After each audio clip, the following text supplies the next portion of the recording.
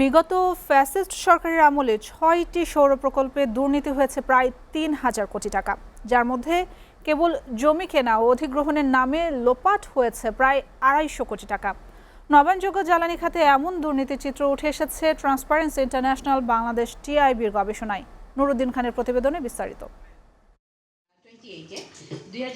২০১০ থেকে ২০২৫ এই সময়ের মধ্যে সৌর প্রকল্প খাতের ৬টি প্রকল্পে দুর্নীতির প্রতিবেদন প্রকাশে সংবাদ সম্মেলন করে ট্রান্সপারেন্সি ইন্টারন্যাশনাল বাংলাদেশ টিআইবি। মঙ্গলবার সংবাদ সম্মেলনে সংস্থাটির নির্বাহী পরিচালক ডক্টর ইফতেখারুজ্জামান জানান, বিগত সরকারের আমলে ৬টি প্রকল্পে দুর্নীতি হয়েছে প্রায় ৩,০০০ কোটি টাকা। এই ধরনের ক্ষেত্রগুলোতে যে অনিয়ম আমরা স্বাভাবিকভাবে অন্যান্য খাতে দেখতে পাই, নবায়নযোগ্য খাতেও, উৎপাদনের খাতেও, বিদ্যুৎ উৎপাদনের খাতে একই ধরনের অনিয়মগুলো আমরা দেখতে পেয়েছি। নীতিগতভাবে যে প্রাধান্য, সেই প্রাধান্যটা নবায়নযোগ্য জ্বালানি খাতে আমরা দিতে পারিনি।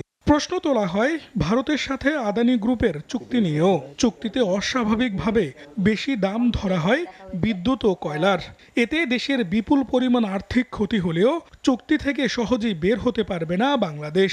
এটাকে পর্যবেক্ষণের জন্য এবং ওভারসি করার জন্য সরকারের বাইরে অংশীজনকে সম্পৃক্ত করে একটা ওভারসাইট বডি ক্রিয়েট করা, যার মাধ্যমে এটাকে নিয়ন্ত্রণ করা এবং যোগসাজশগুলো হয়, কারণ রাষ্ট্র পরিচালনার সিদ্ধান্ত সরকারকে নিতেই হবে।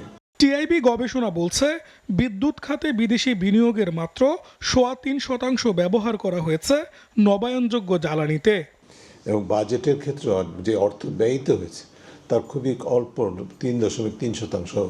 নুরুদ্দিন খান, এসএটিভি, ঢাকা।